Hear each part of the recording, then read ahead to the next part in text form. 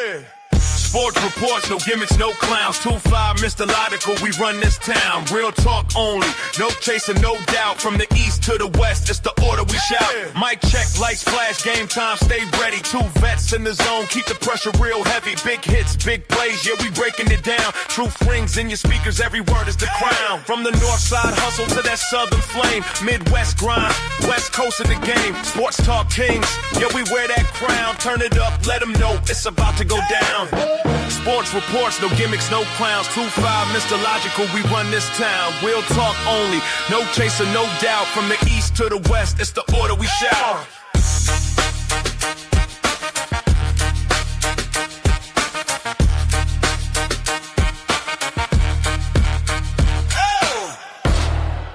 It's about to go down. Hello. You are now listening to the sounds of Sports Reports as ordered. And we got a lot to get to tonight. What is going on in Philadelphia? That's step one. Then, since we only got one episode this week, we coming at you hot and heavy with the picks. What do you think about everything that's going on in Arizona? Joe Flacco on the move. LeBron trolling the hell out of everybody.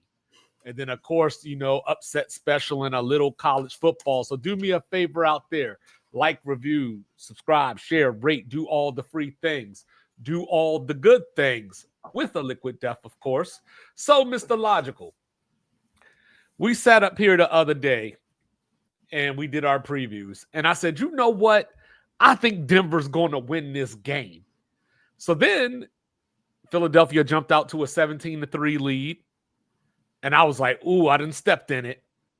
And then Philadelphia started doing crazy stuff like passing it every play, allowing Denver to get back to the game. And I'm like, hey, you got a guy right there that ran for 2,000 last year. So now that we know that this offense just is devoid of creativity. True. We saw A.J. Brown try to be the hero with teammates like that. Who needs opponents? What's going on in Philly, Mr. Logical? I don't know. I think Philly, they need to either have some pre-game Zen moments or some halftime Zen moments. And when you're in a Zen moment, you need the room to smell good. So I want to give a shout out to Coco Bella's handmade soaps. The link is in the description. Or handmade candles. It's my baby cousin. Great scents. And I think if they were like these in Philly locker room, they'd come out in the second half a little bit more relaxed. I think they're playing very uptight because I think they're holding on to the whole, like the Super Bowl. It's when you have the talent that they have, it's not that hard to get these guys the ball. And it's either the coach isn't creative enough or the players aren't patient enough or a combination of both, which leads to the frustration because as a fan, you're looking at Goddard, Barkley, A.J. Brown, Devontae Smith, and then Jahad Dotson.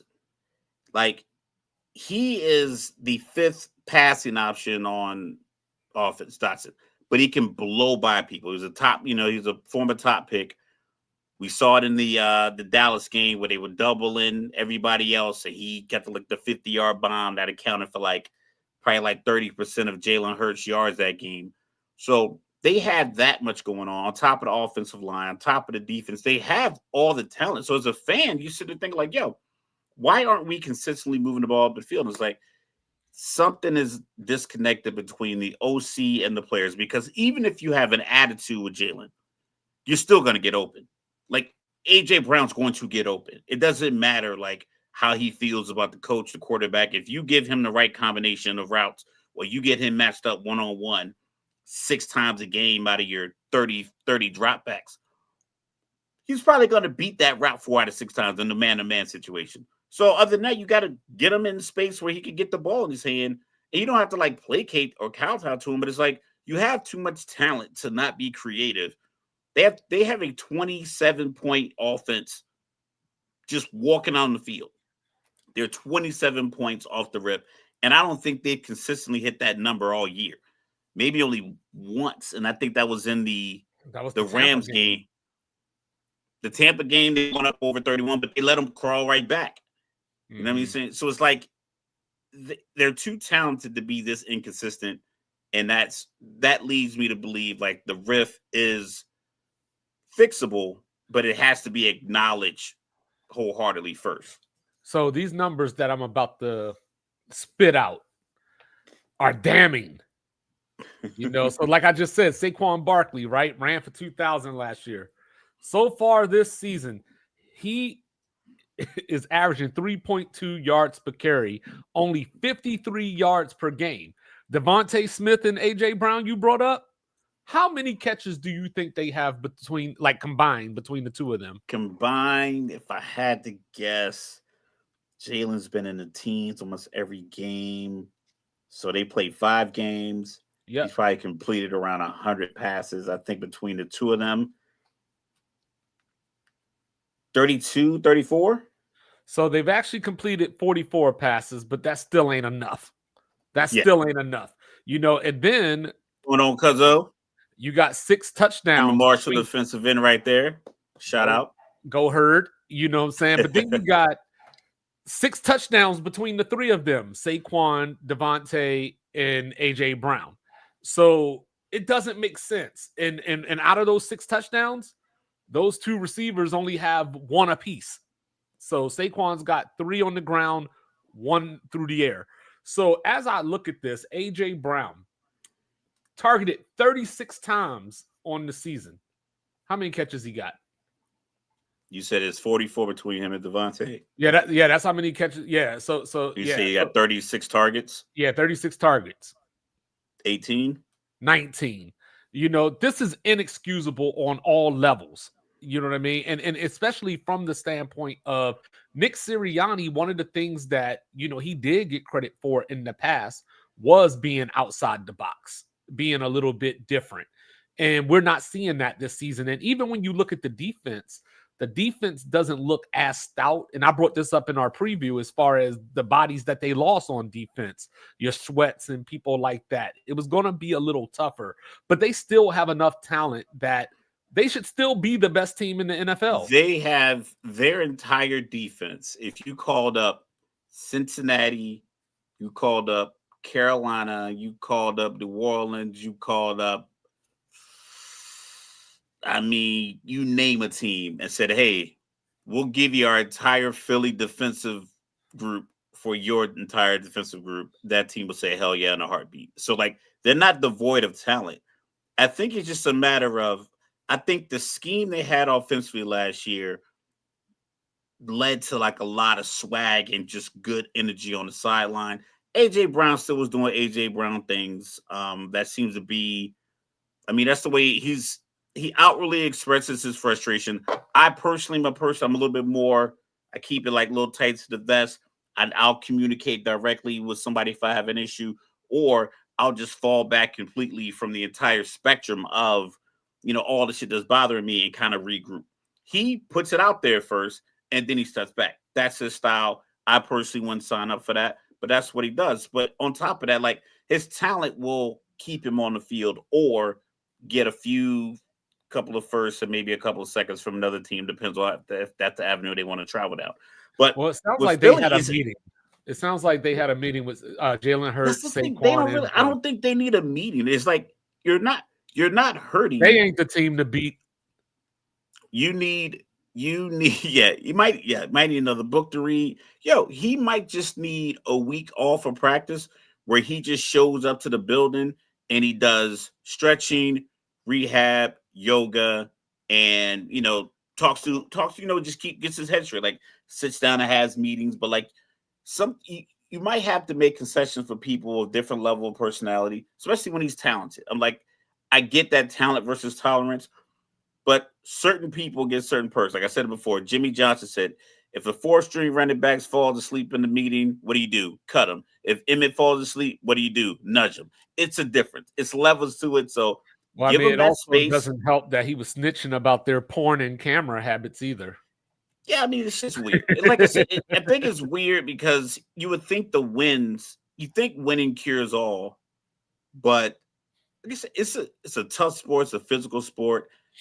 And especially when the guy they have lined up across from me can't beat me, or I was open this many times, or the play call just doesn't work.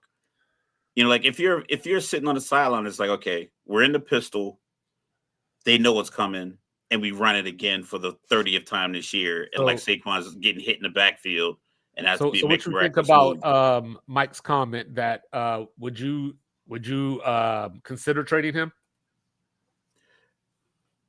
I'd consider it if we couldn't come to some kind of accord. I think what's the trade deadline after week 7? Give and take. I think it's the first week of November. Yeah, so it's like you probably have a couple more weeks. I don't know when their bye week is, but I imagine that if you can't get this immediate time right now, like figuring out, okay, do we just let him do walkthroughs and just come to the building and zen out? Because like sometimes people just need a break from each other. These guys played a lot of football together, a lot of weeks. So you might just need to explore that. But if you can't, so the trade deadline, just real quick. So the trade deadline is the week of their bye. It's the same week. So they go on bye, and then that Tuesday, I believe it is when the deadline happens. But I think that so the thing that got me was, you don't have to get along with your coworkers. You know what I mean? There's people that we see every single day that we don't want to see. But I think what alarmed me was that play that they keep showing on loop over and over where A.J. Brown stopped running for the ball. And then, of course, in the press conference, he said something like, well, I was running. I didn't see the ball coming. So then I was running. And then I didn't see the ball coming. And then when I turned around, there was the ball. Basically. So I don't know if he was trying to imply that Jalen threw it late, or, if that was Drake London explaining like that, I don't think we make that big of a deal. Because I highly doubt he would give up on a route where he beat his guy just to make Jalen look bad. So I imagine that if he saw the ball or knew it was going to come to him, because you got to factor in, that was a really deep route. The route combinations, the time, the clock in your head. He's like, listen, if the ball hasn't come to me now, I'm 35 yards down the field, 40 yards down the field. Like, no one throws it. People don't throw the ball that late over your head when you're 40 yards down the field. He's like, that ball had to come out by now. So I think he ran the guy off and was like, okay, the ball didn't come my way. He's looking around for it. And Jalen happened to still be alive and saw him, and they just were on the same page. That's a product of them not being on the same page because they haven't attempted those kind of routes enough. Like I said, anytime he's one-on-one, just fucking throw it up. Especially if you press A.J. Brown, if he sees it and Jalen sees it, I don't care what the play call. It could be 4th and 1, and you don't want to do the tush push. Or you in the tush push, you see him, he's like, we checking out of this. I'm about to get one-on-one with AJ out here. Yeah, we checking to this. But they haven't done that enough, so I think the rapport is not there. Well, that's what we were talking about when they played the Rams. They waited until the 4th quarter to go, oh, hey, the Rams don't have anybody that can cover A.J. Brown. And here's a secret. There ain't many teams that have weight advantage. There's a 35-pound weight advantage on pretty much any corner that you will line up across from him.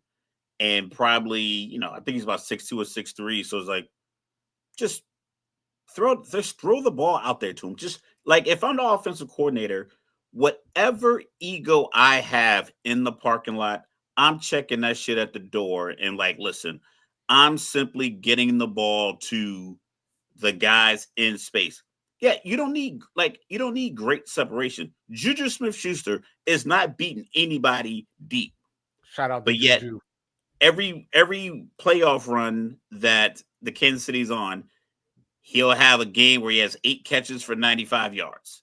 So it's like you can make it work in different spaces and different levels because there's only so much a guy can cover. Cornerback is already difficult enough, especially when you don't know what a wide receiver is going. Just you could call different route combinations to get him open. You have the O-line that's going to give Jalen time.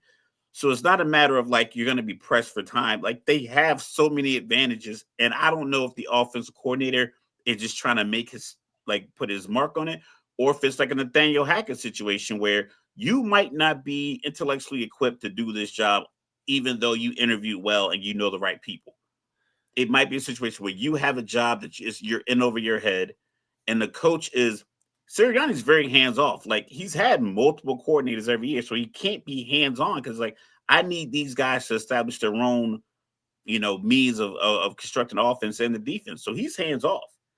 So it's on you to make this engine go, and you have all the coal you need to make this locomotive run. You're just not throwing it in an engine. So it also looks like Saquon, hasn't been practicing. So I don't know if this is precautionary or if it's actually something to monitor. Obviously, I'm going to monitor it just because of the person that we're talking about. So, of course, from there, the Eagles have a division game on the road, Thursday night football. They're going up to MetLife Stadium. So we don't think that the Eagles are that far gone that this game is in danger, do we? Absolutely not. Jackson Dart's going to throw the ball at them 4 or 5 times. It's growing pains. It's growing pains. It's like they had a nice high when they beat the Chargers. It was a good game. He was rubbing his sweat on Daboll's forehead. It was a good game. And then they went down to New Orleans, and it just snowballed. But that happens with young players. We see it happen in college football. These guys, most of their stars are a year or two removed from college football. So we've seen a team be up 30-14 in a college football game, and then another team gets a touchdown, and all of a sudden you get back-to-back terrible plays. They'll fumble the kickoff, and then the other team gets a quick touchdown, and then on the ensuing possession after that fumble, they'll go 3 and out, punt it. The other team get the ball back, and they take the lead. That happens a lot because it snowballs, because you're young. You haven't seen it pan out. You haven't worked on it. And it can become a little overwhelming. I think that's what happened to them in New Orleans, because they were close enough to make plays and be in striking distance, but they had the turnover with Jackson Dart just dropped the ball. They had the Scatterboo fumble in the red zone. They got returned for a touchdown. That's a huge momentum shift. And it's hard to overcome that when you have one NFL game under your belt as a starter and a handful of preseason snaps and 2 or 3 regular season snaps against Dallas 3 weeks ago. All right, last one before we move on.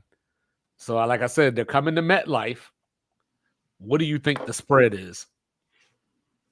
Probably like 10.5. 10.5. Wow. Yeah, like only 7.5. With an over under of 40.5. So I think it goes. That's under. So people don't they put it that way so the bets are even and they don't have to pay out.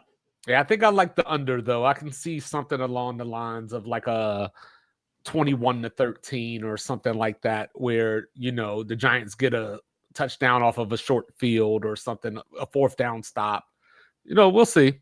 But we got other games to get to, though. So while we're at it, Mr. Logical, last night, Trevor Lawrence literally picked himself off the ground by the bootstraps and took in a game-winning touchdown to drop the Chiefs to 2-3. So before we get to the game, what is your reaction to Monday Night Football last night? I liked it. Good game, good football. I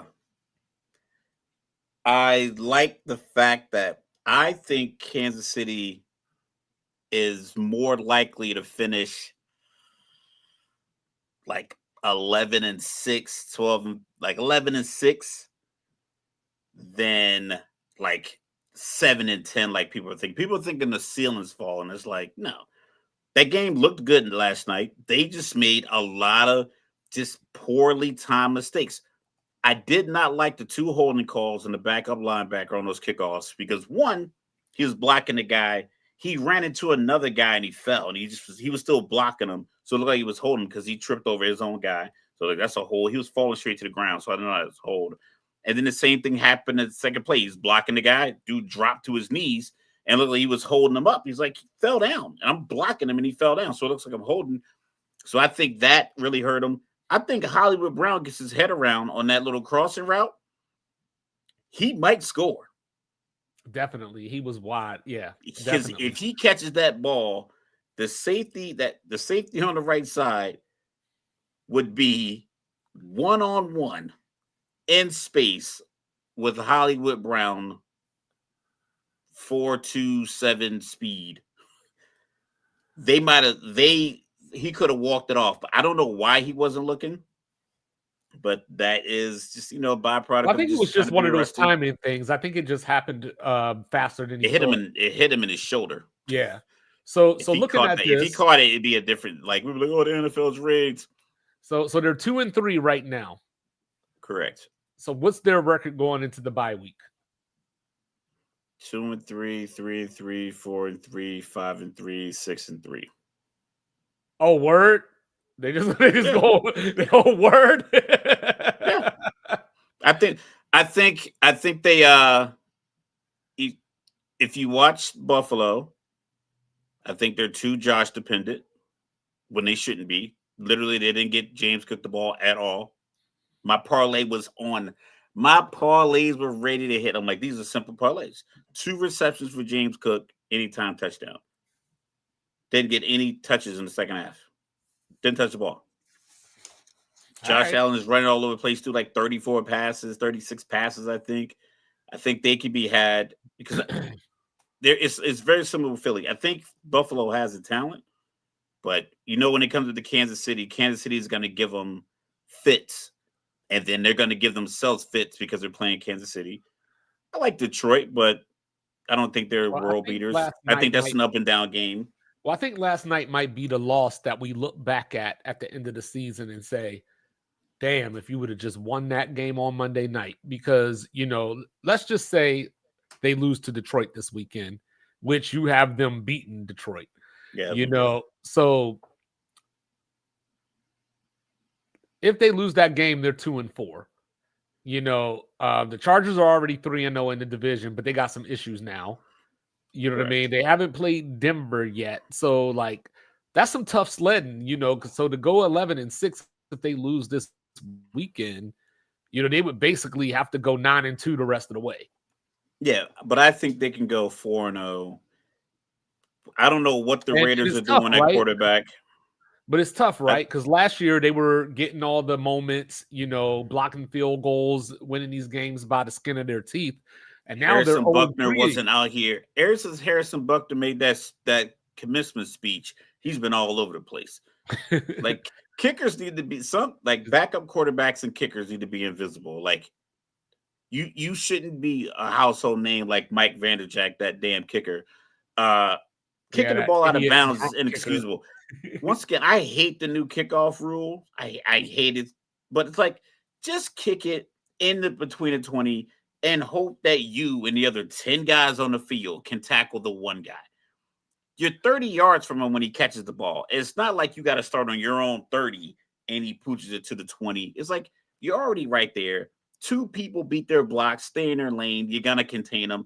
Like, it's like coaches are kicking themselves into these fears. Like, yo, just kick it into the landing zone and play special teams, basic, the thing these guys learned at 4 years old, how to stay in their lane and pursuit angles. Like, just trust that. So tell me why Kansas City wins this game this weekend. I think the run game isn't as explosive, but I like the balance between Kareem Hunt, Pacheco getting the ball. Mahomes is still a playmaker. I think just in space, he's a playmaker. Getting these guys back, I like Tyquan Thornton. I like Hollywood Brown. I like the speed they have on the outside. I just think that they can match Detroit possession for possession. And I think Kansas City can slow it down and play power when necessary. I think they can stop the run up front with their defense. I think they're smart defenders. A lot of, the linebackers are pretty big. Not a lot of quick guys, but a lot of guys who play well in space. And I think Detroit is just kind of like they're an emotional team. They're like a flashy team. They're up and down. It's like they can have a real letdown, or they can have a game where they're just calling all these trick plays.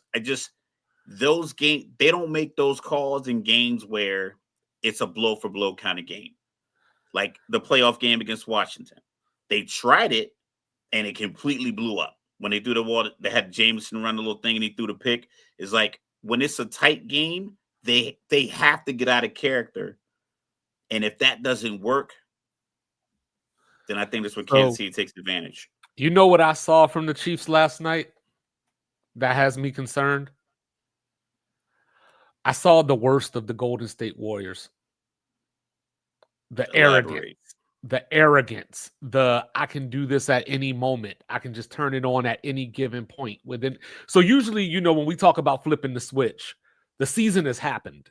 And then you got to get up for the playoffs, or, like you're playing your rival and now you have to ignore what happened in the last 3 games to get up for this one game.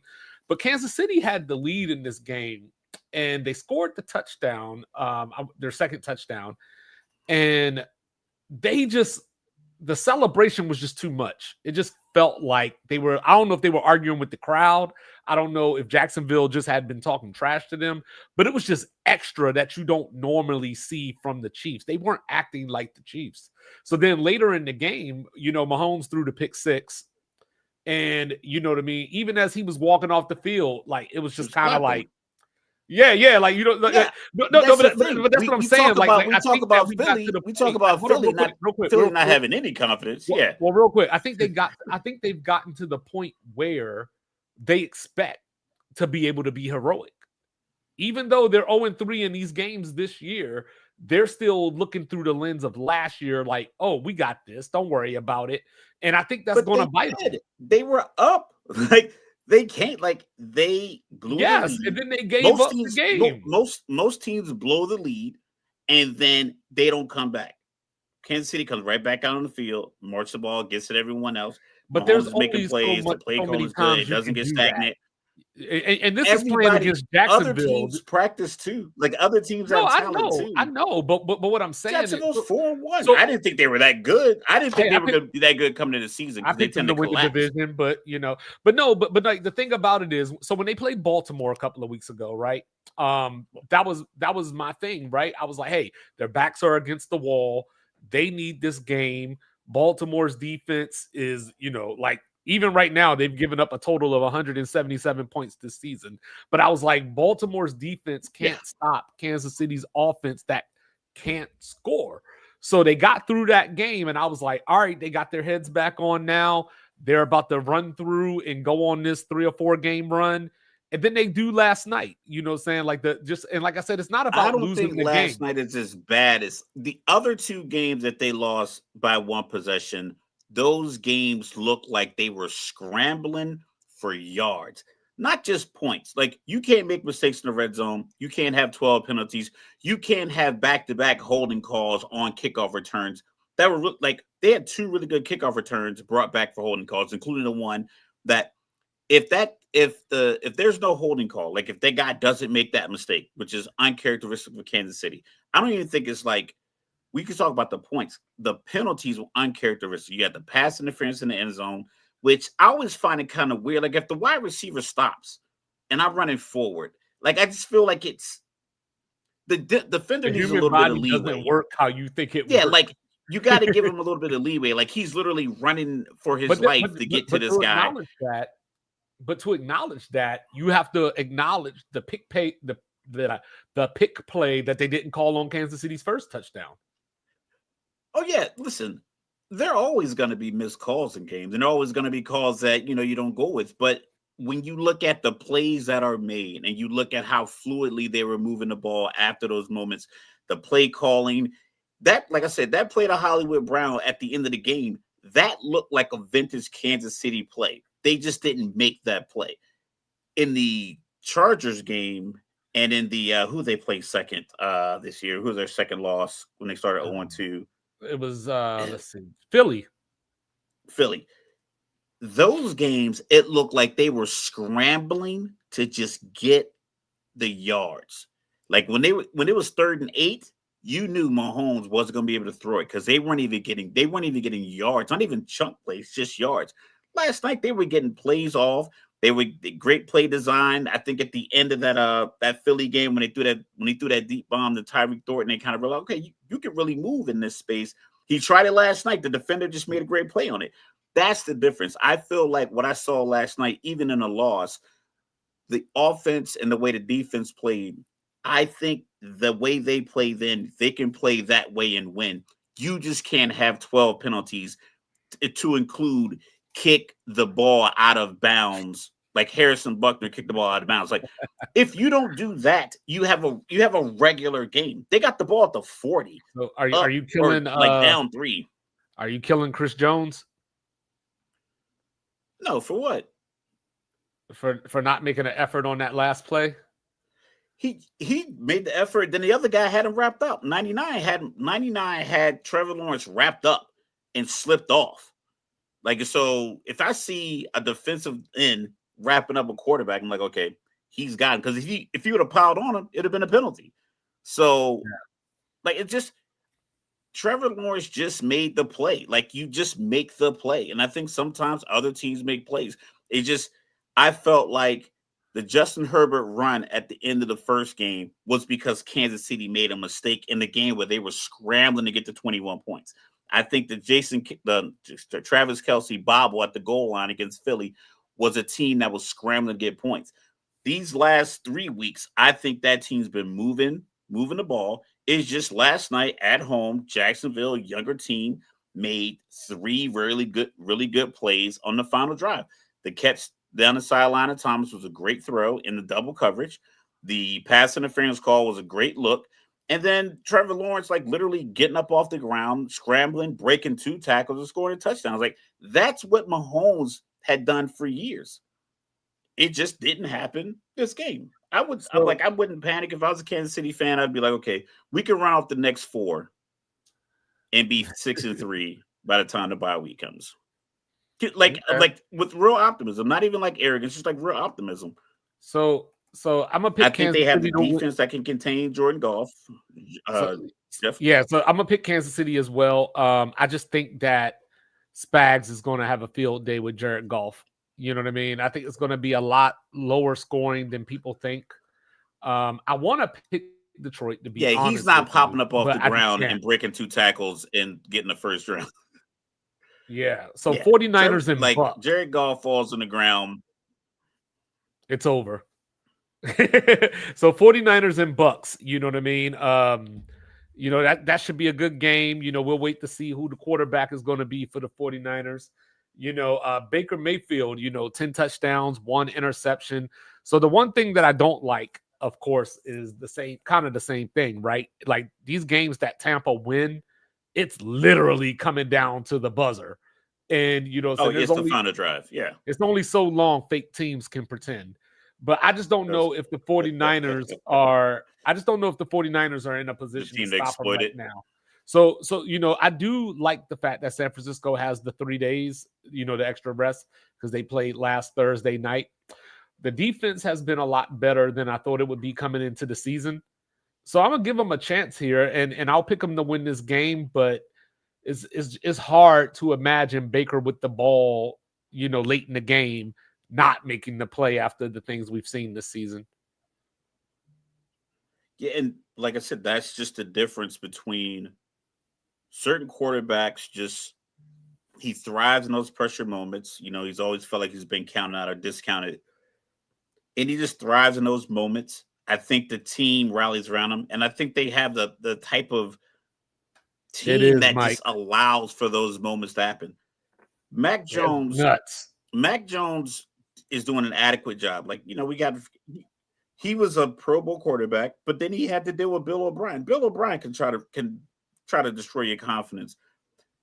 I don't think you replace Mac Jones with Brock Purdy. Like I said, I don't know how healthy Mac Jones is going to be. Granted, having the 10 days in between his last beating, because picking himself up off that turf last week looked painful. He looked like a 44-year-old, former Pro Bowler, and not a, mid-20s former Pro Bowler getting off the ground. It was, he was in pain. Even like I said, when they won the game on a 4th down stop, most quarterbacks get up, cheer.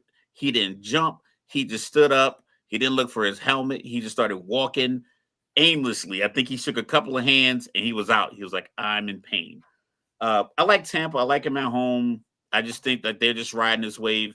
And like you said, these one-score games is only so long it can really go on. It's going on long enough, so I'll ride it until even if I want Tampa Bay and I need Tampa Bay to lose in order for Atlanta to be positioned to potentially win that NFC South. Like, that's honestly the fan in me. But just looking at what the 49ers have to deal with, they don't really have much pressure up front. Fred Warner's a stud, but you can't blitz him every time to get pressure. Matthew Stafford was standing back there making sandwiches last week. He just was that's missing one of the throws, things that I like about the 49ers in this game is that they generally try to get the rush off with just their 4 linemen, in most cases. So that leaves more people in coverage. So, without Bosa is tough though. Yeah, without Bosa is tough. So you're going to have to get a little more exotic, if you will. So, Mr. Logical, this is your moment. Every week I get on here and I talk about upset specials, right? Tell me how the Falcons are going to beat the Bills on Monday Night Football.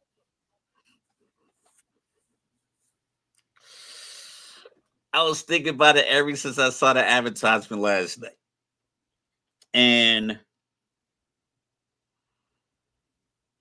only thing I can really think of is that I liked bits of the game, a large portion of the game plan they had last week, before the bye week against Washington. I like getting Algier in there as the bigger body.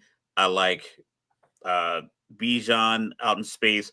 He's leading the team in receiving right now, so I would like to get the wide receivers involved more. But Mooney left the game hurt. I'm not sure what his status is, but the bye week, maybe, some guys got healed up. I don't know how effective they could be with the blitz. I know the blitz is going to be a primary means of trying to disrupt Josh Allen. I just don't know how many times that outside contain doesn't hold and Josh is galloping for 15 yards and he's getting out of bounds.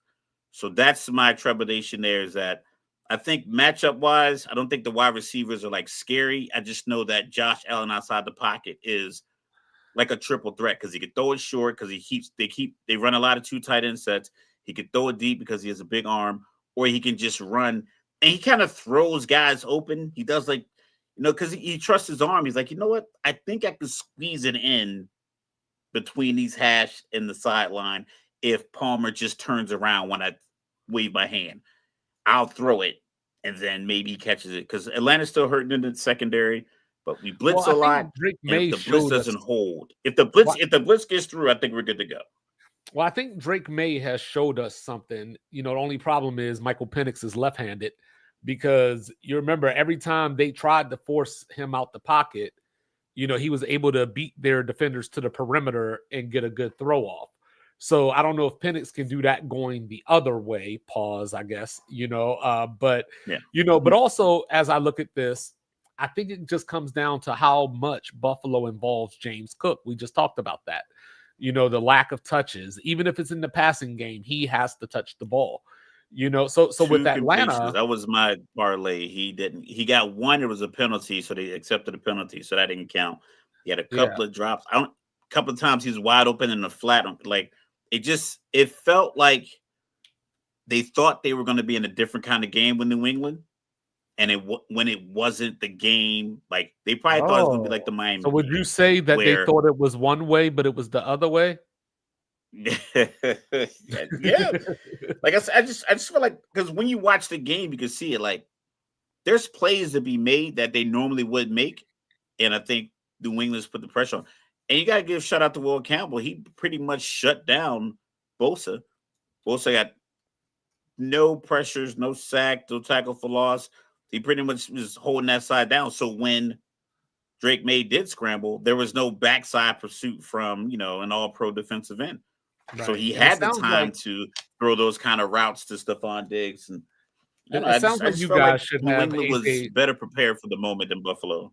It sounds like you guys should have AJ Terrell back. So, so that'll definitely help out some to go along with my guy, Billy Bowman, but I think Buffalo, I think coming off that loss, it gives them that moment to refocus. Like people say, we needed that, or like, we needed to, taste our own blood or whatever to wake up. So I think I got Buffalo in this game. But Mr. Logical, we keep talking about how they keep doing these overseas games, right? So first it was Vikings and Steelers, then it was Vikings Browns, and then all of a sudden you look up and blink, and London gets Denver and the Jets. Please tell me, after all the things that I was saying in the offseason, please tell me the Jets got a chance in this game. Yo, the Jets. We talked about Kansas City and their penalties, right? Right. They Jets do some of the dumbest things. Like a Kansas City penalty would be like, all right, it's 3rd and 2. They throw a little screen pass, ineligible receiver downfield, bring it back 3rd and 7. They'll have a 3rd and 7 play call to just make up for the penalty. The Jets will get a penalty on 3rd down, and they'll get backed up to 3rd and 7, 3rd and 12, whatever, something like that. And then just come out, and it's the floodgates open up, and now they're punting because it's 4th and 19 because Justin Fields got sacked. It's like, yo, you didn't have anything. Like, you had the play call. You just had a little penalty. Yeah, a little penalty. You're moving the ball. Like I said, they were moving the ball to 8 yards a clip a couple of weeks ago and couldn't get any points. So then just watching them make the mistakes that they make is just, that part hurts, because I saw someone that put up Justin Fields stats, and he has something like, I believe the 3 games that they listed, he has like 8 touchdowns and no interceptions and something like that. It's like, it was not his fault. But when you watch the game, it's like, yeah, it is. Like, some of that stuff is like, it's not that different than Caleb Williams. Like, you can't play. You're probably one of the most athletic players on the field. His athleticism is probably measurable with your corners and your safeties and linebackers, but he's just he's a good quarterback. It's just that in situations, he's less Lamar in the playmaking aspect and more like Carson Wentz.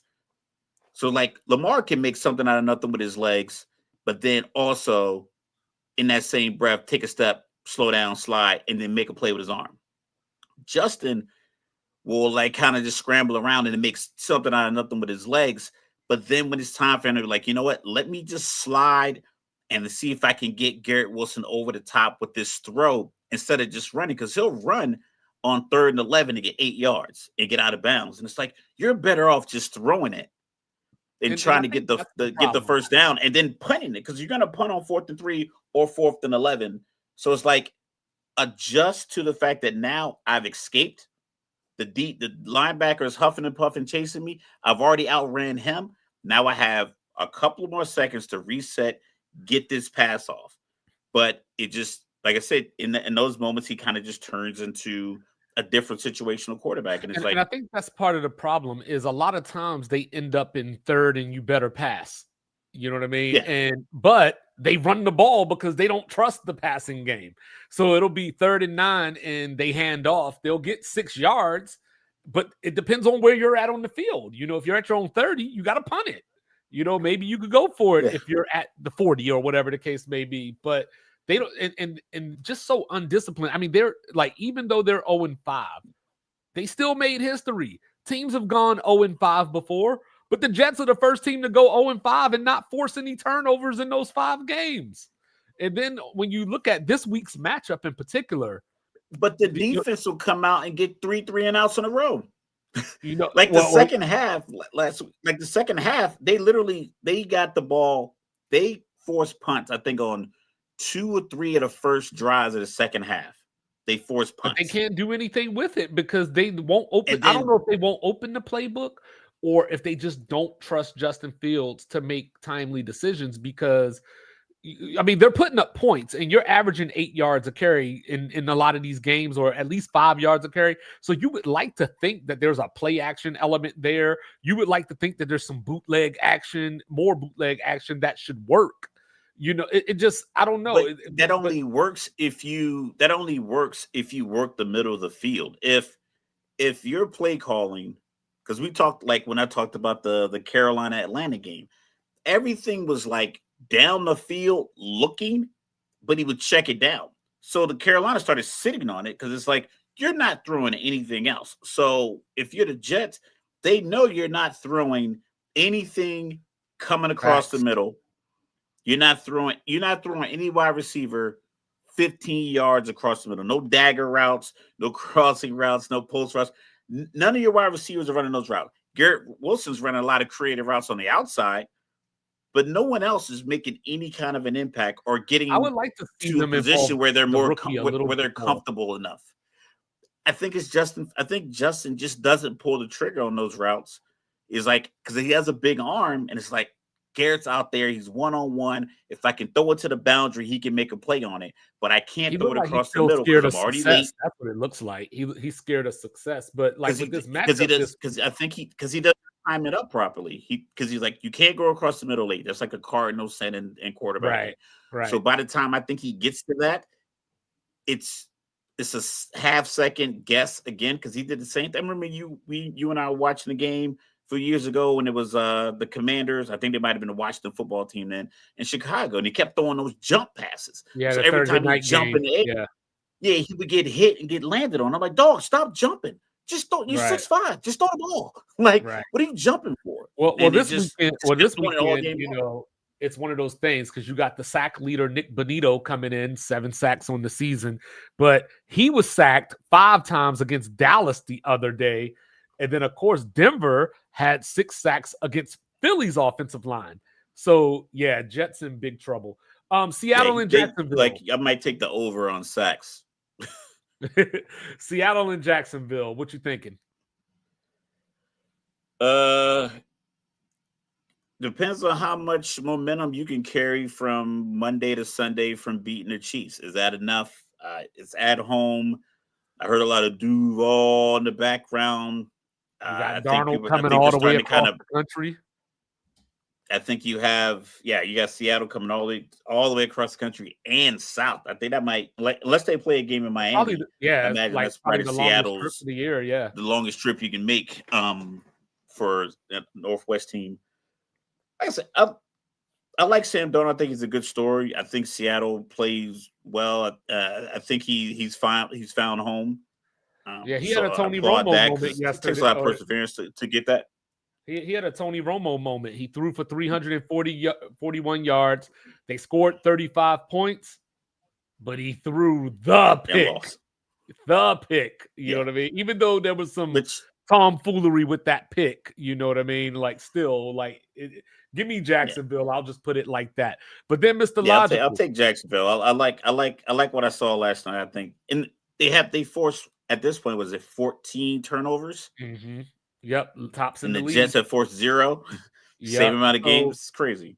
So from London, they played in London this week. So from London, the Welcome Dylan Gabriel tour is going to play the Steelers. Mike Tomlin in his career as a head coach, 26-6 against rookie quarterbacks. So I thought I had something with that when I first saw that. I thought I had something. But of course, 7 rookies to win. You know, dumb old me, I was like, who are these 6 quarterbacks that Mike Tomlin lost to? So it was DTR. Cleveland. Brandon Weeden. Cleveland. Troy Smith. Baltimore. Dak and Wentz. Okay. And then CJ Stroud. So I don't know what my common thread to take from that is. You know what I mean? So he's lost those 6 games against the rookie quarterbacks. That's what I was trying to figure out. Cleveland normally has, a stout defense. So that probably factored in. And there was a couple of years where I don't think the quarterback play was that fantastic in Pittsburgh either. Yeah, Mason Rudolph and this week. I watched the second half of the Cleveland Vikings game. Yeah. I thought Stefanski left some plays on the board. I think he played it too safe, where we already know what a rookie quarterback, because I said it in our preview. If they watch the game Tua just had with Darren Waller, just take whatever that is. I think they're all from the same kind of coaching tree, like that West Coast coaching tree, where it's a lot of rollout play action stuff, look short, look deep. I'm like, you got 2 tight ends. Well, you have one really outstanding tight end in Njoku, and you have another, the other young tight end. So get him on the run. He's left-handed. Get in the flat. Boom, boom, boom, boom, boom. So now you need the 4-minute drive in the fourth quarter, not to get the ball back to Minnesota. Because Carson Wentz, I said, like, his situational awareness is the same way. It's like, dog, it's 3rd and 1. You got a quick route here, and then you got this other route here. Neither one of them are there. Don't look for the long route after that. It's probably not there either. Get the hell up out of Dodge. Get you 2 yards. Keep your drive going. Nope. 8-yard loss in the sack. Happens every single time. Well, I'm interested in this. So all you got to do is get Dillon Gabriel on the flat, and they ran 2 stretch plays to the right with Junkins, and then they went empty with your rookie quarterback, and it's like, okay, we know he's not running it, and they just played coverage. They do it in the coverage, incomplete, kick the ball, they punted the ball, and they end up losing the game. Well, I was shocked because I expected Brian Flores to bring more heat, versus playing it the way that they did. But, of course, it was take what the defense gives you and, like, let's make him have to make plays, and, he wasn't able to. He had 2 touchdowns, didn't throw a pick. So, okay. So they get Pittsburgh this week. Judkins ran for 110 against Minnesota. Even though Pittsburgh's defense is not the Pittsburgh defense that we're used to, I imagine that they can still key in on Judkins and just say, can you beat us? Of course, because that's all I would do, because all Dillon Gabriel was on the they're going to bring the blitzes that Flores he was looking for Isaiah Bond. Like every route he was throwing that was out of bounds or over someone's head, he was looking for Isaiah Bond. I'm like, why are you looking for Isaiah Bond when you have veteran tight end Njoku standing in the middle of the field? Like, look for the big African guy. Just throw it down. Like, I don't know. It seemed like a no-brainer. Like on that 2nd down in that 4-minute offense to simply call a play action rollout with your left-handed quarterback. Everyone was keying in on Junkins. The entire Minnesota defense shifted to their left. Bootleg that out. I'm like, listen, don't throw it to stop the clock. Keep the ball in your hand, run it, or just drop it off in the flat to this tight end. So provided that there's no injuries, knock on wood, Dillon Gabriel playing the rest of the season? No. Because you have to be exceptional at something when you are undersized. You either have to be quick release, deadly accurate, strong arm. Yeah, Kyler Murray is quick, strong arm, gamer. He's a playmaker. He doesn't make all, but he's a gamer. He's been a winner at every level. Drew Brees, deadly accurate. 3rd and 12, that ball came out of his hand. It's a 12.5-yard completion. You felt like that every time. Michael Vick, about 6 foot 6'1", strong arm, can run the ball. Tua, accurate, not very strong arm. So when it gets rough, the wheels fall off. That's what Dillon Gabriel's dealing with. So unless they can really work this short intermediate game and get him in space and get him easy passes, if they can't do that, which Stefanski doesn't seem to really mix it up. I think they haven't scored. I don't think they scored over 21 points in like substantial number of games, like 9 or 10 games. They've been under 17 to 20 points, somewhere in that range. Oh yeah, if he can't manipulate the game and the game flow and use the entire field to get his young quarterback good looks, I don't see how you keep going when you have another rookie that try. The over-under in this game is 38, and I'm still considering taking it. So, Mr. Logical, here's a question for you. What would you do if your coach slapped you in the pads? I don't think he slapped him in the pads. I think he hit him. I think he hit him somewhere in like the rib, elbow bend area. I need to use my WWF word. He hit him in the solar plexus, the bread basket. Yeah, he hit him somewhere there. So I do have a problem with that because, first of all, I said commend myself on just trying to being a good leader when I was in the military and throughout high school and any other opportunity I can be a leader. You can't act like that if you're going to lead a team. I don't care what the situation is. So he fumbled. When he fumbled, you were still up 15 points.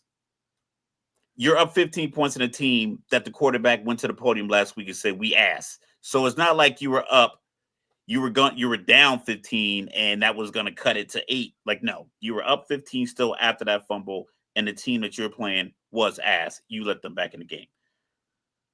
I'm more pissed off at the running back for one being cradled in another man's arms while another man punches you in your stomach and you don't react. That's my problem. Like, dog, you're a grown man. Another grown man put his hands on you. We can squabble up. The court of law says so, and the court of niggardry says so. Well, I mean, I am not letting that slide. I don't care. Right? I don't like. You cannot punch me in front of my family watching me. What if you had kids? My kids watch this game. You just punch me on the sideline. Now it's all over Twitter. Nah, we fighting right then. Headsets coming off, and I'm whooping his ass, and he would deserve it. The court of law would say he desered it. All right, so you can kick me off the team, but cool. I'm suing. I'm getting a nice chunk. So but Jonathan, being held by another man while you get punched in the chest, that's a bigger problem for me. So Jonathan Gannon did get fined $100,000. He made his apology and everything. So there's no way they can go into Indy and win, right? Absolutely not. All right, let's hit some rapid fire real quick. They're done with him. He's done. All right, let's hit some rapid fire real quick. So Rams over the Ravens, big time. Just like the Texans did them. I'll hold off on the over. I got Pats over the Saints. I like that. I'm going to take, I don't know why I'm doing this, but I guess it doesn't even really make a difference. But I'm going to take the Titans over the Raiders. I'm just done with the Raiders right now. I was thinking the same thing. Yeah. The Raiders made a mistake because they, we could talk about all the quarterbacks, but that's a team that definitely should have made they should have made better quarterback decisions over the last couple of years where we all knew that was a glaring hole. Yeah, give me Washington over Chicago in the other Monday night game. I'll take Chicago on that. Okay. All right. We can't agree on all of them. Dallas and Carolina. Dallas looked good. It looked good last week. I like Dak. I don't know all this MVP talk. I was going to ask you. You knew I was going to ask you after my TikTok argument the other day. The MVP talk is a little premature. You can't have an MVP argument for a guy when his team is 1-2-1. Granted, I know it's a team sport, it's an individual award, but with that being said, you can't be under 500. Yeah, I mean, if Joe Burrow wasn't going to get it last year, you know what I mean? I don't want to hear it. Yeah. So I like if you're saying this is the best Dak I've ever seen play, then that's the conversation we can have. If you can say, I think he's playing the best out of the quarterbacks right now. If he's playing top 5 quarterback around the league, I'll give you that. But we can't have an MVP conversation not until at least November 1st. All right. So give me November 1st and we'll see what's going on. So Javonte Williams ran for 135 last week. That was a good sign, but they were playing the Jets. Carolina had Rico Dowdle run for 206. So who you got in this game, Mr. Logical? I like what the Panthers are doing. I think we need more good young teams and good quarterbacks for parity. I like the parity aspect of it. But I just like the way Dallas I like the way they played last week. I think Dak is commanding offense. I think Schottenheimer is kind of really getting a grip on his team. They got Jaden Blue in the game, so I think he's a missed tackle away from, taking one to the house. So I like what Dallas is doing. I'm going to ride with them. All right, their defense obviously still needs work, but I think if you can control the clock running the ball and get points every time, then that puts Bryce Young in a position where he has to throw. Dallas just has Dallas just has to not fall for Carolina's plan. Carolina wants you to go up 14-0. And then apparently Joe Flacco. Y'all get this 3 first. Joe Flacco might be in line to start because he is a Cincinnati Bengal now. He already has a win over the Green Bay Packers this year. Is Lightning going to strike twice? I was wondering if a quarterback has ever beaten a team and then been traded in the same season to beat them again. I imagine it's probably happened at some point. I'm pretty sure ESPN will find it obscure stat. Not with the Bengals. Not with just this. That like you would, in order for that to work, in order for me to pick the Bengals, I would have to believe that this team that felt like they're dead in the water is going to be just rejuvenated by a 40-year-old guy that just got traded away so a 5'8" guy could start in his position is going to turn our season around. I just don't see that happen. I predict Jamar Chase is going to have 13 or 14 targets, maybe like 9 or 10 catches. I think T. Higgins is going to get a lot of targets. I think they're going to probably put up big numbers as individuals, like those 2 wide receivers. All I know is if Flacco plays. All I know is Jamar Chase said, Travis Hunter, hold my beer. You know what I mean? And then, of course, I got the Chargers over the Dolphins, even though they got to make the cross-country trip that we were talking about the Seahawks. I'm just out on the Dolphins, even though, Omarion Hampton's out a few weeks, it sounds like, with the ankle. So Hassan Haskins is going to be taking over at running back.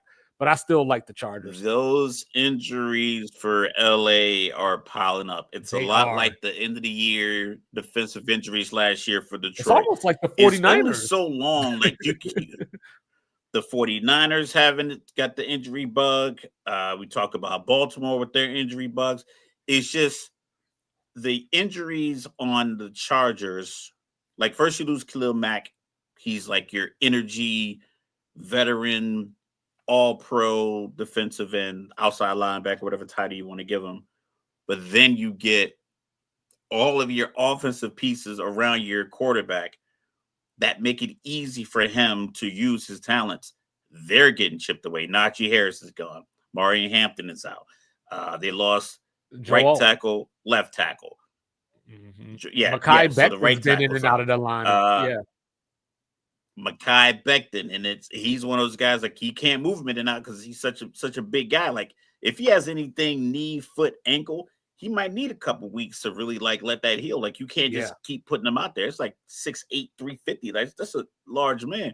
So I think I'm gonna go with the shocker. I'm gonna go with the Dolphins. Okay, because I think it's only so much that Justin Herbert can do, and Jim Harbaugh's playbook and his play style requires balance 55-45 running. And I don't know if you can just keep doing that without your top 2 runners and your top 2 tackles and all these different various injuries on your offensive line. That makes sense. All right. So I'm going to go on a limb and take Miami. So we'll get the upset alert real quick. Obviously, it's early in the week. So, you know what I'm saying? I ain't got as many for you this time, but let's take it from the top. I am taking Michigan on the money line out in Trojangelis. Give me Arizona State. Upset alert. 5.5 point spread. I'm not picking it outright, but I'm picking the cover in Salt Lake City. All right, this is where I get a little sick now. Give me UMass on the money line against Kent State. You know what I'm saying? Okay. Give me Bowling Green covering the 10.5 and scaring Toledo. I want the over 55.5 in Stanford and SMU. And now you ready for my upset of all upsets? Let's hear it. Drum roll. The Deep South's oldest rivalry. Give me Auburn over Georgia. Give it here. I want it. I'm taking the Tigers. You know, even though watching Jackson Arnold is like getting your toenails clipped off, having somebody gluing them back on and yanking them back off with pliers. So even though that's the case, I think that game is going to look a lot like the Oklahoma Auburn game, but just without the cheating referees this time. So, so I'm gonna take Auburn to hold down the fort in Jordan Hare, not Jordan Hare, Jordan Hare, and those are my upsets for the week. So let's take it from the top here, Mr. Logical. They call it Illabuck. Ohio State going to Champaign to take on the Fighting Illini. Now, of course, the Fighting Illini, we saw them lose by 53 points to Indiana. They came back the next week. They came back the next week and they beat USC. So I ain't even going to ask you who's going to win because I'm sure you're going to say Ohio State. But does Illinois have any chance in this game? And if not, can they at least 14% chance per ESPN. Can they at least cover what they showing the number as? Because I've seen it between 14.5 and 16.5.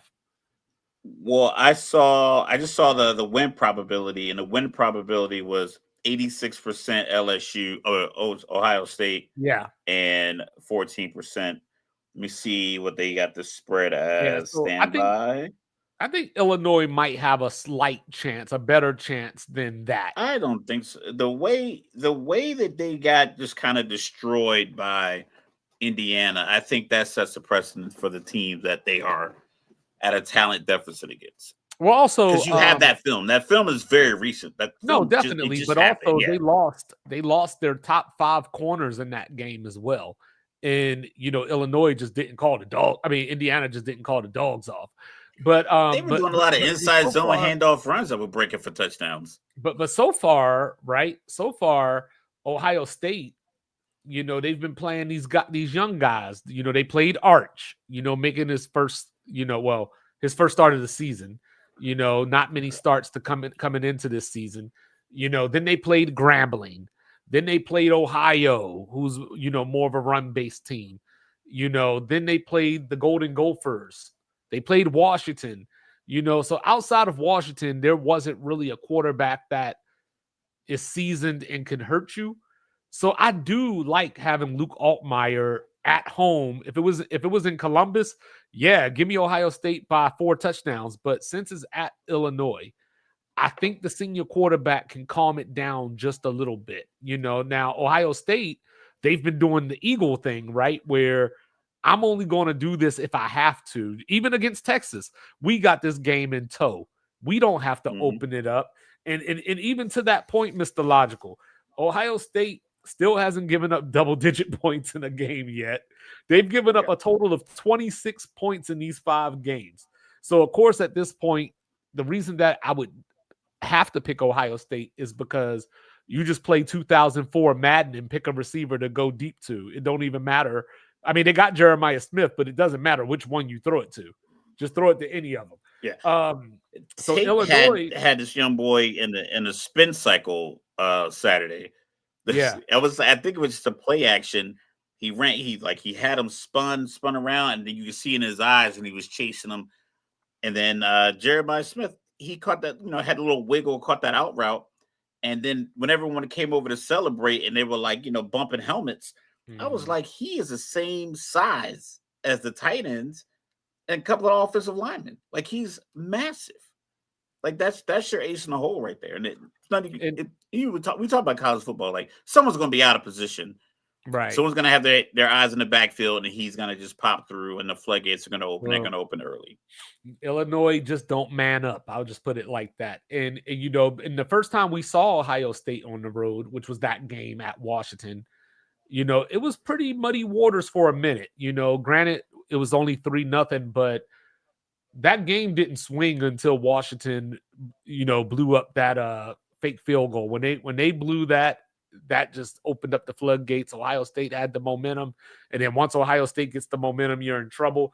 Illinois does give up a lot of points early in games, a lot of points in the first quarter, so they're obviously not going to go toe for toe with Ohio State. 14 points in the first quarter will I think that might be enough. The fight in the Nile sideline is like, yeah, this guy we've been hearing about is a real superhuman, and he's 19 years old. Yeah. So I'm going Ohio State to cover. I'm going to go 19 to 30 20 to years old, 13. I'm going to go 30 to 13 on this one.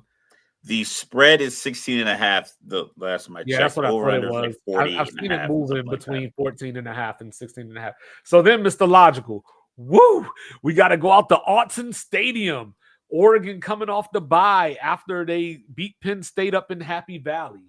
In comes the Indiana Hoosiers. We remember last year they ran roughshod over everybody until they got to Ohio State, and then they played Notre Dame in the playoff. So Indiana is still looking for that win, like the Patriots going into Buffalo last week. They're looking for that win to say, believe in me. I believe in me, but I need you to believe in me. Does Indiana have a chance? If it was at home, I would believe I'd give it a 57-43 Oregon, Indiana, just because it's at home. You settled, you didn't have to fly anywhere, you didn't have to travel at all. You're just at home, and you had your home fans and Oregon in there. They could bring their speed anywhere, but like you have them at home, you're boxed in. I think having to go on the road at Autzen Stadium, Oregon off the bye, or Oregon off the big win over Penn State, I just feel like just the speed that Oregon plays football with will just they're just going to outpace Indiana. Indiana's a good team, but like you said, when they had a great run last year, people were still trying to get them out of the college football playoff and get Bama in, even though they're still undefeated. Oh, America But is definitely cheering Oregon this weekend. yeah. So this is probably their toughest test. And it's Oregon's probably one of the toughest tests for anybody in the country, not Ohio State or Miami.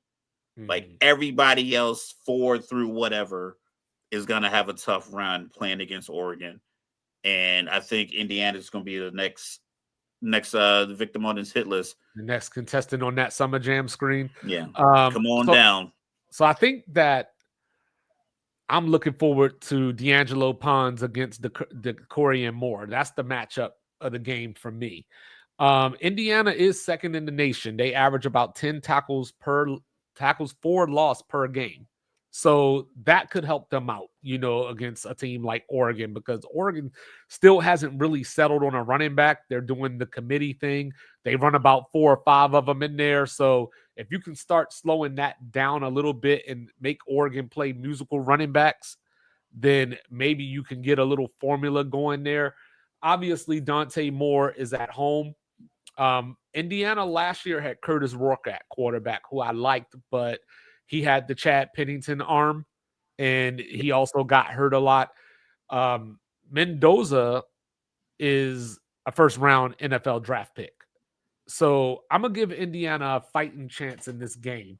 The one thing that does scare me for Indiana, though, bringing it back to a running game perspective, Oregon held those running backs from Penn State 23 rushes, 75 yards. So, I saw Kurt Signasty, up in the press conference this week talking about how Dan Lanning is this great, phenomenal prodigy. So he's trying to soften the blow a little bit so Oregon doesn't run up the score. Oregon don't care. I'm going to take Indiana to cover it. I saw it at 8.5. I'm going to take Oregon to cover. I'm going to call it 28-24. You think it's going to be that kind of I think Oregon's going to come out with the bright silver helmets, some silver pants, some Nikes we've never seen before, and just, right in October. I imagine this is probably around homecoming time for some of these colleges. So I just think, like we talked to Isaac a couple of weeks ago, and he talks about the environment, the way the students kind of just love Oregon football, because everyone loves football. But he was like, and it's a small stadium. It's only like 50,000 or something. So so the crowd is right on top of you, and it's got that shape. A lot like Rice-Eccles Stadium in Salt Lake, where it's just like, it's not 100,000, 107,000 like the big house, but it's, it's very contained, and it's, it's not a lot of space between you and the very loud student section of a team that's been very successful for a long time. So there's not a lot of bandwagon fans either. So these are dedicated fans. So, like I said, I give them a shot because obviously you don't win this many games in back-to-back years as Indiana, even though people are doubting you. The last couple of seasons that puts them at what, like 15 wins, 14 or 15 like wins, that, and so like 15, 16 wins in the last couple of seasons. I know a lot of programs that will sign up for that right now, so you can't count them out. But the advantage of, like I said, the home field advantage when you have the type of coach and the mentality, I thought it was going to work for Penn State, but I think Dan Lanning kind of embodies these big game moments, and his team, like lives vicariously through that energy. Yeah, and don't forget too, you know what I mean? Dan Lanning is one of those guys that like he'll just roll up on you and like you'll just be chilling thinking everything's sweet and he'll be like, I hear everything, right? And and don't forget this week, because I know it doesn't matter in the grand scheme, but it matters to a dude that's petty like Dan Lanning. Miami jumping them in the AP poll. Trust me, he's been talking about it. So of course the FCC ain't gonna like this, but I just gotta be who I am. It is called the Red River Shootout. It is not called the Red River Rivalry or whatever soft PC bullshit ass title that you're trying to give it now. It's the Red River Shootout. And Mr. Logical, there's word on the street that John Mateer might try to play in this game. Listen, man, I didn't play football. Like I said, I played in 8th grade 1 year. I didn't play through the jammed fingers, broken fingers, hurt wrists, ankles, knees taped up, ankles taped up. These guys know I have this many college games left.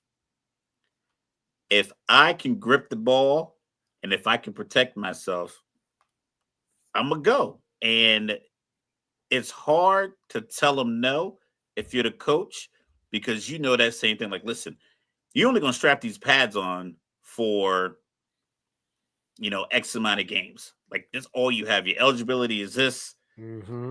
You're not guaranteed to play in the NFL. You're college. You're a big man on campus. You're at a prime school, prime rivalry game. I think if he feels like he can go, they're going to let him go.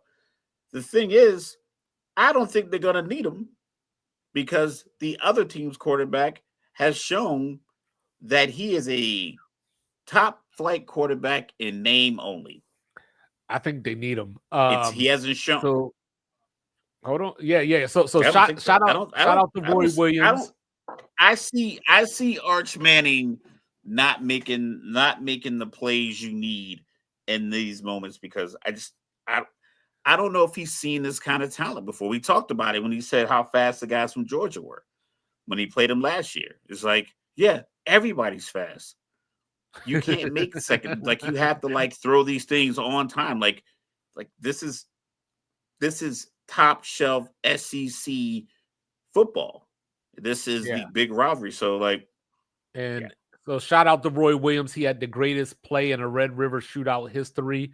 That interception on Vince Young, I think it was. But hey, real quick, Mr. Logical, we've been talking about James Franklin. And the number one criticism he gets is his record against top 10 teams. So riddle me this, Batman. You're at Texas. All the resources. 2-5 gets on here all the time and talks about how Texas is the most overrated program in college football history. Steve Sarkisian, you cannot be 2-8 against top 10 teams while being the head coach at Texas. You know what I mean? And then on top of that, in his career, 5-18 against top 10 teams. Oklahoma comes into this game with the number 1 defense in college football. They only give up 193 yards per game. So this is the problem, though, Mr. Logical. I've been watching college football way too long. And the Red River Shootout, more than any other rivalry that I can remember, the underdog always wins, it seems like. What about the Holy War? Say even though Texas is the favorite, it went from 3.5 to 1.5. So that tells me Mateer might be closer to playing than not playing. But the reason that I bring that up is every time you think one of these teams is supposed to win, the other one just comes through with something. Remember a few years ago, Texas was dominating Spencer Rattler, and then there's this guy, who the hell is Caleb Williams? Well, you going to learn today. You know what I mean? A couple years ago, Texas went to the national semifinal. Who was that loss to? It was to Dylan Gabriel, who got a touchdown in the last minute and a half of that game. This is what Red River does. You know, Texas back against the wall. You came out preseason number one. Those quarterbacks were way more comfortable in the games that you saw leading up to these games. Those quarterbacks look way more comfortable, and their numbers and their performances fit that narrative. I don't think Arch Manning is that comfortable as a starting quarterback. I think he's hurt. I don't care what Sark says. Like, I was watching that interception he threw against Florida when they were the one where they were around midfield, and he just looked like he didn't have range of motion. Like, I was like, get this man to physical therapy. 2 weeks ago, his face was like he was grimacing, and that was, I believe, like 2 or 3 weeks ago. And then it didn't help that his backup came in. Caldwell came in the other day and threw that laser against Florida either, you know, when they were trying to go down the field to get the game-tying score. But look, I'm going to just hedge my bet here. If Mateer does not play, give me Texas by 3. If Mateer does play, give me Oklahoma by 14. I'll put it like that. I'll take Oklahoma because I think the pressure of the rivalry game, and you can't pull them. Like the way they were jerking Quinn Ewers around last year in that Georgia game, and how they always wanted to seem to get Arch Manning into the game, and they realized like Quinn was better equipped as a quarterback. He was older. I think he was a better quarterback coming out of high school. He was the number one rated quarterback as well. He just, he spent that year in Ohio State and then went back to Texas. So I think Quinn was a better quarterback than Arch Manning is, and I think it's going to show, and you're not going to be able to yank him. Right. 14, you're down 10-0, it doesn't look good. 13-0, and it's not working. You can't pull him because he's Arch Manning, because you got to be able to start next week. I just feel like that is more like the process was going to happen. Like, you're just going to play poorly, but you're going to have to just ride or die with them. So then, as we continue around the nation and specifically the SEC, there's a team out here. They went to Athens, Georgia 2 weeks ago. Got the win on a Saturday night. They came back home to play a Vanderbilt team that beat them last season. Next week, they get the Vols. Well, I think they might have a bye first, but the Vols is their next game after this game. But to get to Tennessee, they got to survive Como, the Missouri Tigers, who have not left home yet this season. It's week 7, and they have not played a road game yet. College football schedules are strange. So Bama's coming in, and I'm just wondering, Mr. Logical, this ain't NCAA 26 on the PlayStation. It's tough to get up for these games back-to-back like this. Like, I got to think that Bama is Missouri's coming off the bye. I got to think that Alabama's a little beat up. Playing at Georgia and then playing that game against Vanderbilt. Their run defense. I mean, you'd feel that way if they were like limited on like players. They're running probably 50 guys out there between all of their special teams or starters and 3 or 4 star guys. I think it's such a depth of talent. Problem is, are you going to be able to make the plays on the road in this environment where Missouri's looking at we're 5-0. How are we 6 spots behind? In the country too. It don't get how the we props, 6 spots behind tough. Another team in our conference, and we're 5-0. So granted, I know who you play and when you play them, and what your name is at the beginning of the year and where they put you, but that's the rallying cry for me all week if I'm their coach. Like And these guys want to come in here and knock you down more. It's like you need to take their spot. yeah, I could see that. That whole Dabo us against the world thing. Yeah. They don't You know, respect us. You got a team that already has a loss, and they're coming in here and they're ranked 6 spots ahead of us. Let me see what the win probability and is. and and, and all I'm gonna Win say is, probability is Alabama's gonna come in here and beat us. Like I just think it all just writes and, stuff. Even and though this is what Caleb Ward, this is what I'm gonna say. If Penn State decides to pay James Franklin $50 million this offseason, or if James Franklin decides to take another job, keep your eye on Eli Drinkowitz for this Penn State job.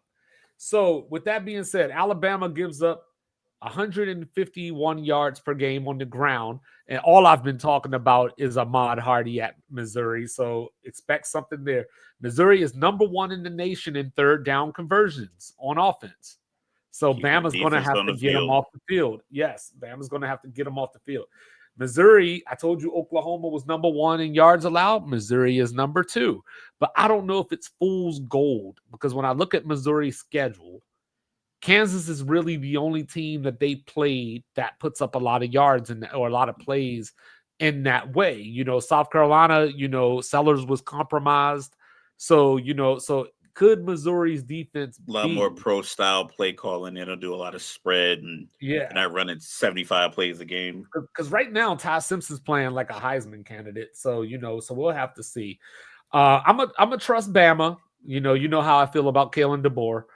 I'm gonna trust Bama. I'm gonna take the 3.5 as well. But I think it's gonna be high scoring. So I'm gonna call it something like 37-30. I'm gonna take Missouri at home.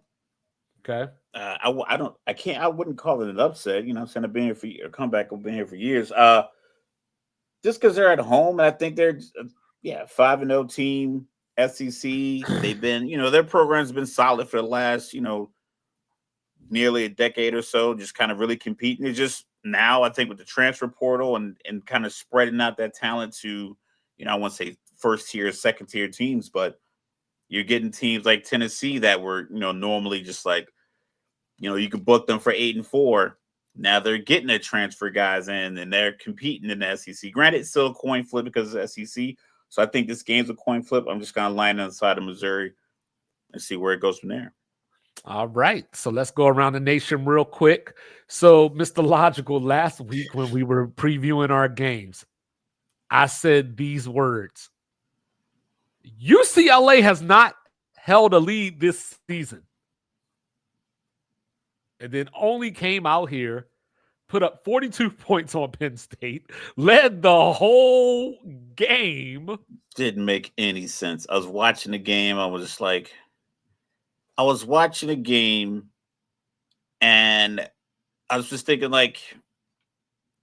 college football just you have the best high school football players that transition from high school to college, and you're one of the best states, California, the best area of California. If they're recruiting Southern California, well, you're going to have talent. It's a matter of, can you put it together?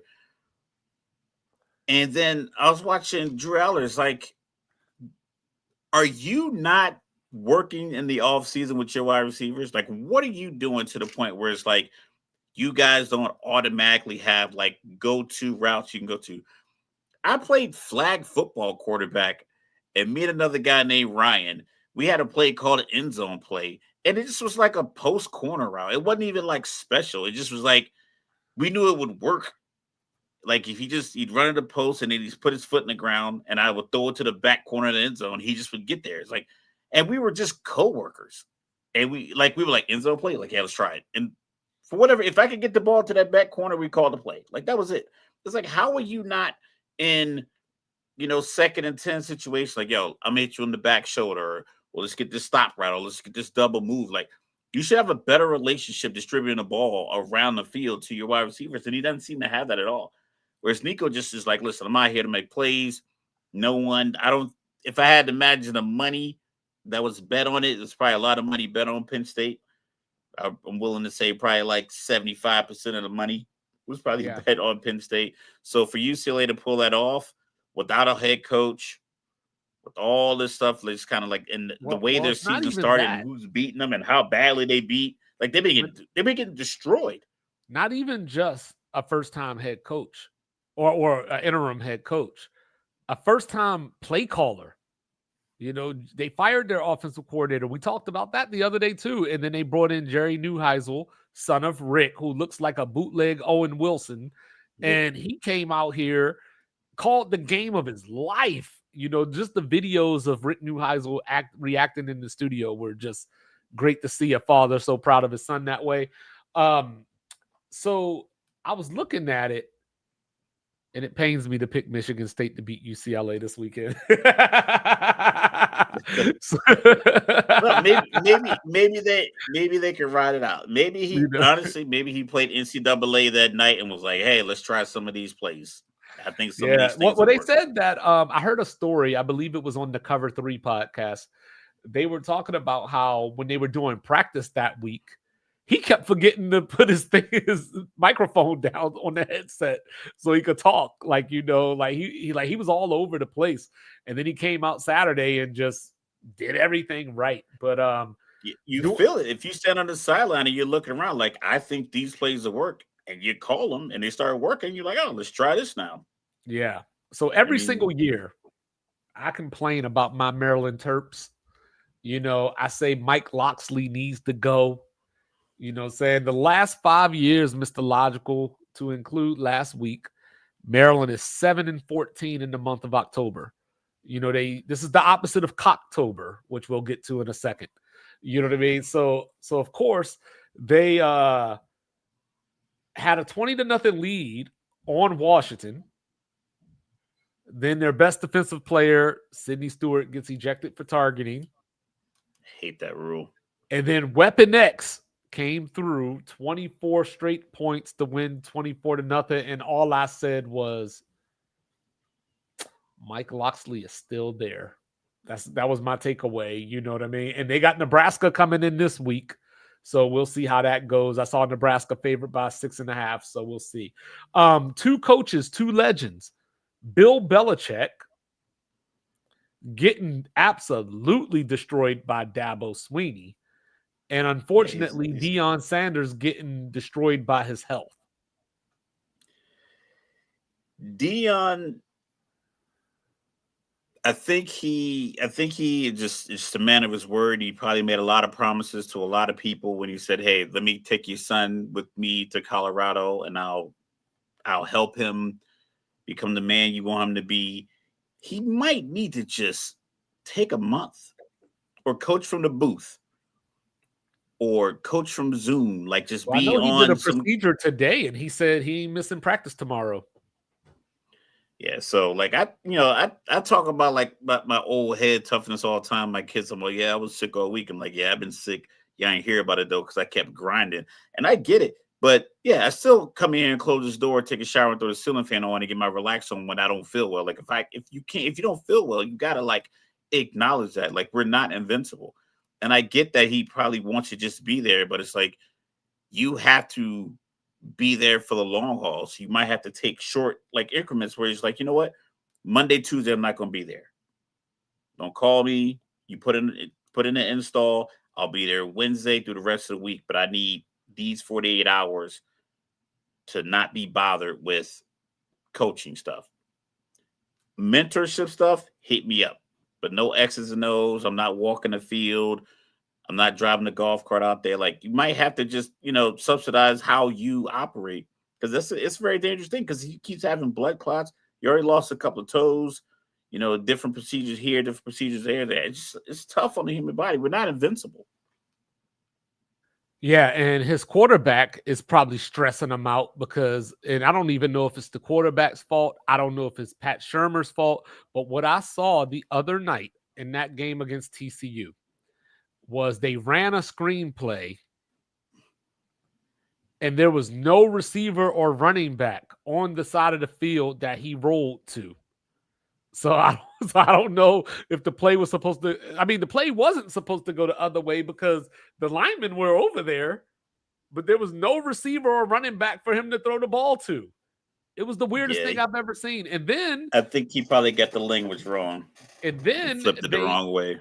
And then they ended up losing the game. It was a tied game, and then they had a punt go off of a Colorado player's back.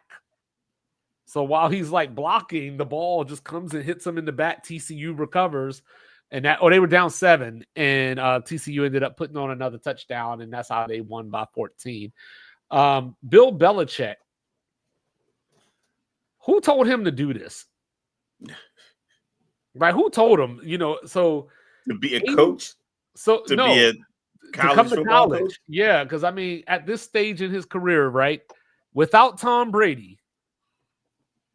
And this is including the 11-5 year with Matt Castle. 87 and 105. You know what I mean? Like, and on top of that, so the problem with a guy like Bill Belichick is it never made any sense for him to go to UNC. It never made any sense whatsoever. Because if Bill Belichick was going to go to college, you would think that he would go to a college that has pedigree. Like you would think that he would go. I'm not even saying like this specific team, but the level wise, I'm talking about. He would go to an Oklahoma, a USC, somebody along those lines, maybe even a Texas, but UNC, and then, you got his son. Lowest, I would assume, like I know UCLA is having a bad year, but it's like, that's still a good crop of recruiting base. But yeah, the going to UNC didn't make any sense to me because they'd never been a football powerhouse. And it's not like he was going to return them to glory. I don't know where the upside is, considering in order for you to have what's perceived as a successful season in college football, you have to be on the cusp of winning some level of a championship, your conference championship, or you're in the college football playoff, or you're just outside of it because you're just in a really tough conference. You are 10-2 Ole Miss, 10-2 Bama, and LSU and Georgia just happen to be undefeated. Like you can measure success there. Like, we just had a couple possessions here in this game. We're one kick away from being 11-1, something along those lines. That's the only thing you really measure success with. At UNC, 6-6 would have done what for his legacy? And this is even though it's unlikely that he was only going to get 6-6. And this isn't even like he's playing a murderer's row per se, because that was one of the things we talked about in the offseason was that he got a really good draw for his first year in the ACC as far as the conference teams that they're going to play against. But looking at this, you got a 34-point loss, a 25-point loss, a 28-point loss. So looking at this schedule for the rest of the season and how things have gone so far, I might see 2 wins left. Maybe. What are those 2? Cal, Stanford? No, I would say Syracuse and Stanford. Because Syracuse is down to their backup quarterback. And then like Virginia is obviously, we talked about them having the easy schedule, but it looks like they might actually be a good team. I mean, it is a rivalry game though, and it's at home. Cal, this freshman quarterback, man, I'm trying to tell you, like, you missing it, man. You got to watch. Low as $5 for Syracuse, for UNC at Syracuse. You got to watch ACC After Dark, bro. And then, Duke, and NC State, like, that's going to be tough, man. It's going to be tough. So, at this point, I would say that Bill Belichick is going through his Hakeem Olajuwon Toronto Raptor era. I didn't say error. You know what I mean? But of course, last thing real quick before we switch over again. And with this, he can't even leverage his son as a head coach with this kind of performance. I think that was a part of rumored. That was a part of rumored, yeah. You know what I mean? What people thought that was the reason he came to UNC was because his son was the defensive coordinator out at Washington. You know what I mean? And he got that job on the heels of the Patriot job. Yeah. So, and then the other thing, Cocktober is here. Saying so the game, that's what they call it. I didn't make that up. You know what I'm saying? So, hey, last year around this time, LSU came into Williams-Brice Stadium during the afternoon game, and we saw not one, but two South Carolina pick sixes get overturned for knocking down the quarterback on the touchdown return.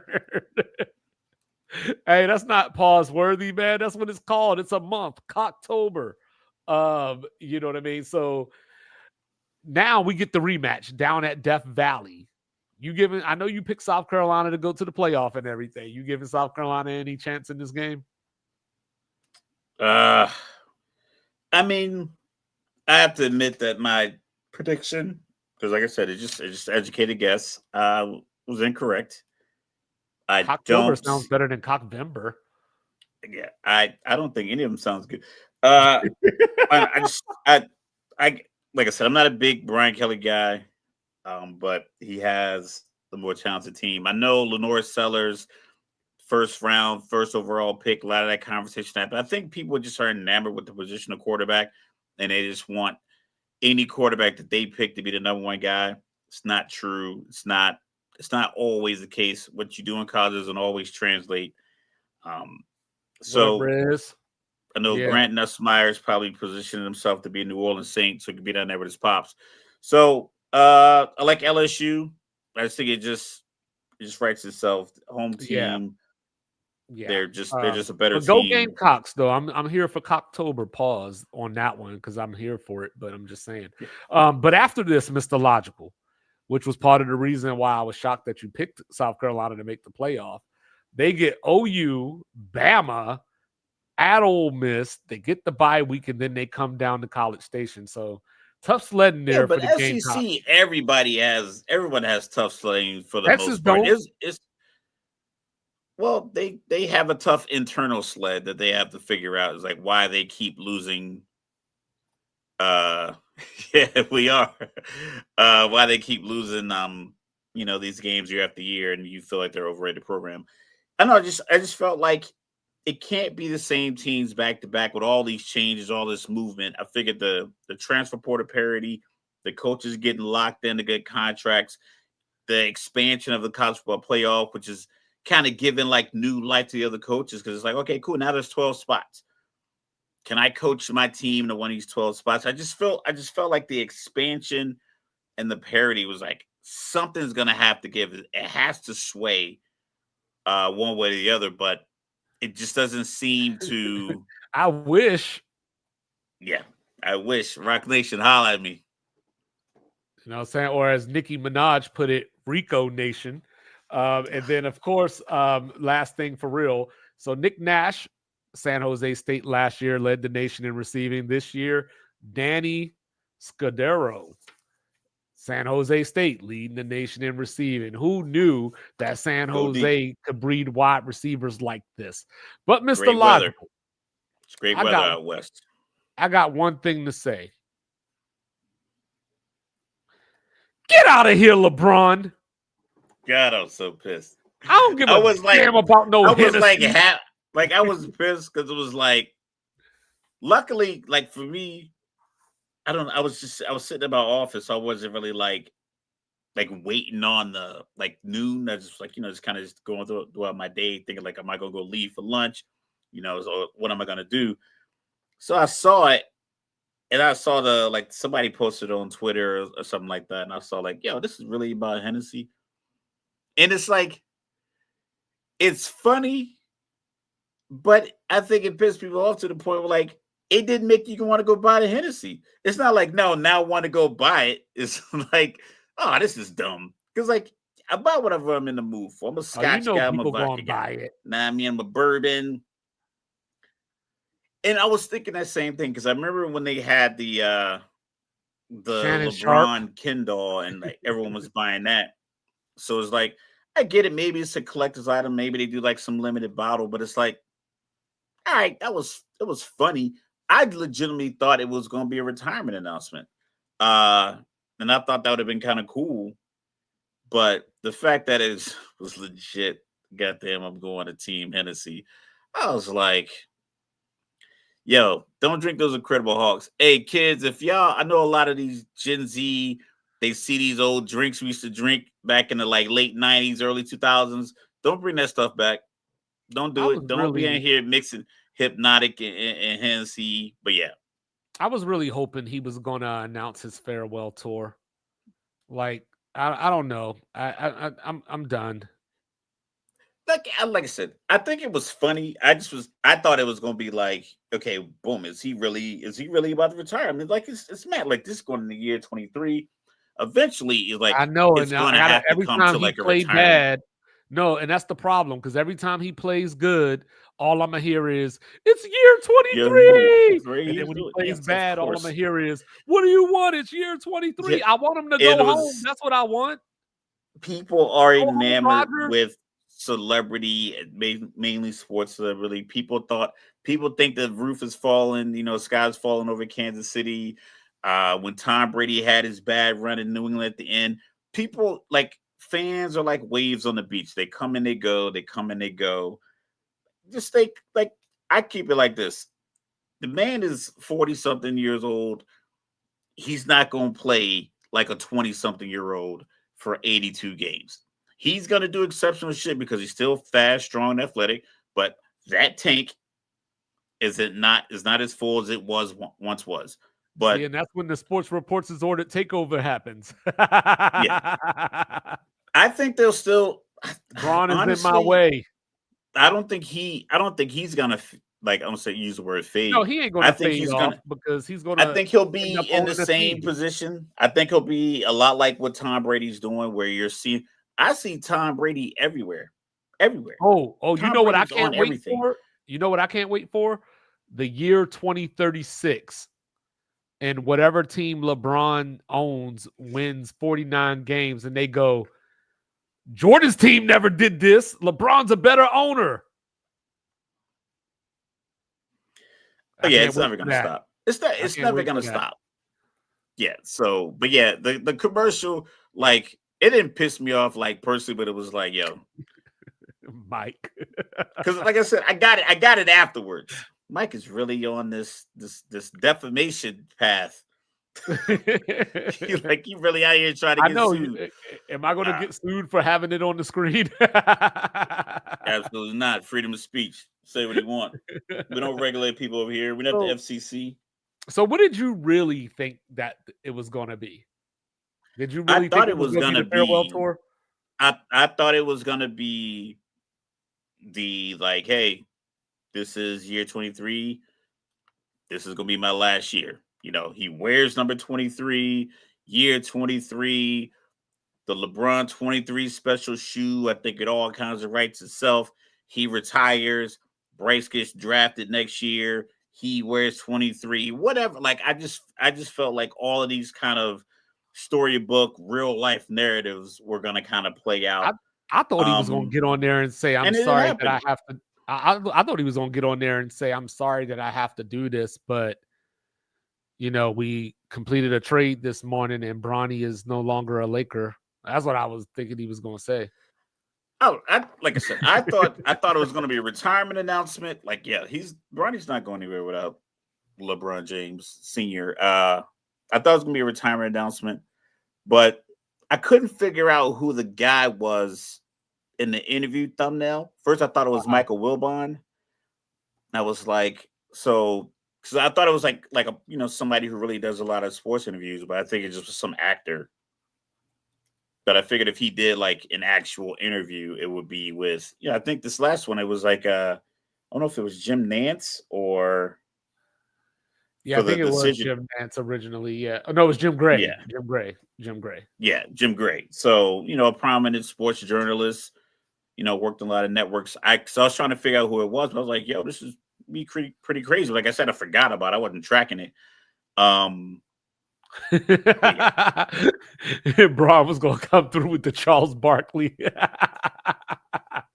No, the only thing that I thought about when I saw it, I didn't even think about the Hennessy or like how genius of a marketing move it was, because it was. But but when I looked at it, I was like, damn, he finally looked old. I think he just realizing that, man, I'm sick of buying this just for men. No, I mean, like just his face though. Like he finally, because I mean, like his hair was always thin and all that, Yeah, and his and he beard always was had the gray. beard. Yeah, I think Yeah, but no, this was the first time I saw his face, and I was like, oh wow, like he done aged a couple years. it will be some Oh, kind of you know, large LeBron is spectacle the announcement. attention whore of all attention whores. Like whenever he announces it wouldn't surprise me if it was halftime of NBA Finals Game 7. LeBron just shows up at the table to announce his retirement at halftime. Like I could see LeBron doing that, and then the whole second half, all they gonna do is talk about LeBron. I would imagine that his team of very smart gentlemen who have been by his side since high school will tell him, "Yeah, don't do that." You know, Listen, allegedly. what did I miss? You know, but you know, I think that the Lakers are going to have a good season this year. You know, we'll get into our NBA preview next week, but yeah, Slim Luka. But I think the Lakers will have a good season this year. So, you know, he'll be starting out his retirement season next year, you know, on a higher note. You know, they maybe get to the second round this year and, you know, and everybody like lauds him for getting to the second round because they beat somebody like the Spurs, a young team, in the first round. Listen, someone's going to get there. Someone's going to lose. We'll do our preview. But right now, like I said, looks like OKC's primed to repeat. So, no, but this is one of my favorite times of the year because, you know, you got to buckle up, strap in real tight, and figure out how the Knicks are going to choke it away this year. I mean, the Yankees better figure it out. I know we haven't done much baseball this year, but MLB playoffs are in full swing. I looked up, we looked up tickets for the Philly game. Man, it's $565 for standing room only. Ain't that something?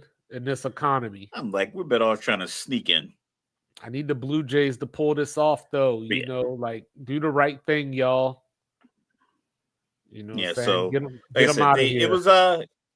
It was a good marketing ploy. I'm wearing my Michael Jordan Barons jersey today. Oh, hey, Mike and Rez, check me out. It's the answer, baby. Showing off my Iverson jersey for y'all listening on audio. But you know, I don't know, man. Like LeBron is like his name rings bells. Like, you know what I'm saying? Like no matter what he does, it's gonna garner attention. So one of the most polarizing figures in human history is just I saw some people that were legit distraught. You know what I mean? Over this commercial, they were distraught. And like, you know, but distraught because they wanted to be a retirement, or distraught because they didn't really get the joke? No, because they just basically felt like you trolled the hell out of us. We thought you were going to announce something important. You know what I mean? Yeah, and, that's what advertising is. That's crazy, Mike. I don't even know. Hold on, Mike. I'm gonna get to you in a second, Mike. You know what I'm saying? First of all, the Panthers paying $500 to go to a Panther game. I don't care who they playing. Is ridiculous. You know what I'm saying? So who's the real Iverson fan then, Rez? And as for you, Mike, there ain't nobody walking on planet Earth that still owns an Eric Snow jersey. And if they do, it's a Michigan State, you know, Eric Snow jersey. It ain't no 76er jersey. Shout out to Aaron McKee. You know what I'm saying? But anyway, you know what I'm saying? One show this week, y'all. So, you know, we'll be back next week. Like I said, NBA preview coming up. We'll be back to review this weekend. And then, of course, next Friday, picks, and more picks. He is the one and only, the world-renowned, the cool, calm, and collected. Born in Texas, raised in VA. He tried to act like he don't rep the Yankees, but he do. And, you know what I'm saying? But he doesn't rep the Giants and Jets, I tell you that. He is Mr. Logic. All day. You know what I'm saying? Do not bring feelings to a fact fight. Don't do it. And then, of course, down here in the Alamo, it's an unorthodox statistician going left so much you thought I was southpaw. Whoop, whoop, moving my head around. Tank Davis better move his head around before Jake Paul knock it off. I am. Jake Paul's going to be 200 pounds for that fight. I know. It is what it is, though. You know what I'm saying? So like, review, subscribe, share, rate, do all the free things, do all the good things. And I'm in such a good mood. Buy my cousin's candles. Why don't you just have 2 liquid deaths? You know what I'm saying? And then, of course, just finish this one. I'm about to get another one. And then, of course, shout out to Raph's cousin, you know, Coco Bella. Get up on there. You know, get your scents, you know, your incense, your candles, your wax, all the good things for your car, all the good things for your house. You know what I'm saying? So we love y'all. Thanks for joining us. We are everywhere that you get your podcast. Let your friends know that this is the biggest movement since Dipset, and we out of here. Love you, Grandma. Hey! Sports reports, no gimmicks, no clowns. 2-5, Mr. Logical, we run this town. Real talk only, no chasing, no doubt. From the east to the west, it's the order we shout. Mic check, lights flash, game time, stay ready. 2 vets in the zone, keep the pressure.